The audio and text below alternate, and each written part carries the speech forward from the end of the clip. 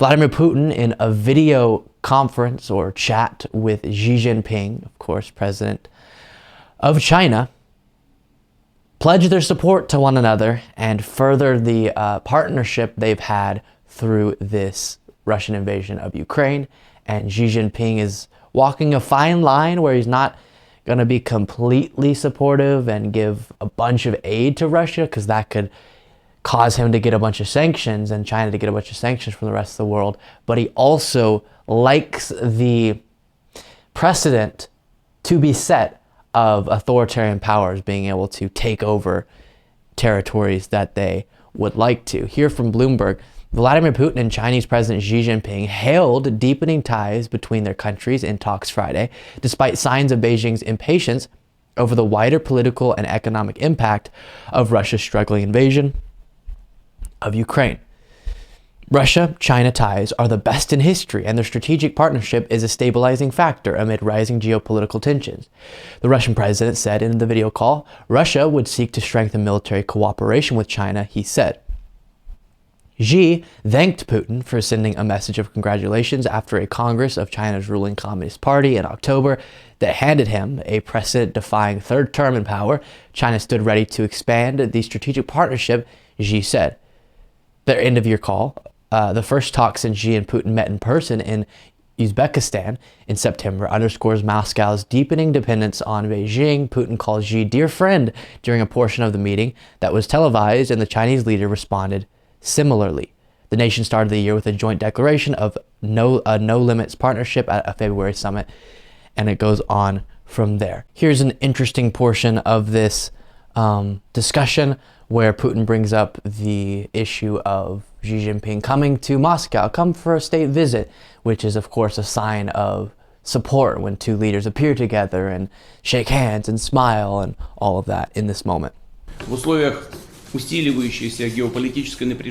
the context of growing geopolitical tensions, the importance of the Russian-Chinese strategic partnership as a stabilizing factor is growing. Our relations overcome all the hardships with dignity, demonstrate maturity and stability, and continue to expand dynamically. In the coming year, intensive bilateral exchanges will continue. I have no doubt that we will find an opportunity to meet with you in person. We are waiting for you, dear Mr. Chairman, dear friend, next spring with a state visit to Moscow. And of course, a special place in the... So you can see they're very cozy, very supportive. And for me, this is interesting because it comes down to a couple things for China. Number one, as I said, setting that precedent, modern moment, authoritarian power trying to take over and occupy a territory. And for China, that's Taiwan. Now, the second thing is just generally, China has an interest or believes that they have an interest in a weaker Western countries, in a weaker United States, weaker NATO allies. And so this could help to do that. And rooting on, we'll say, if we want to use that phrasing, Russia in this situation benefits them in those two ways, and in their minds could weaken the United States while the United States attempts to help Ukraine.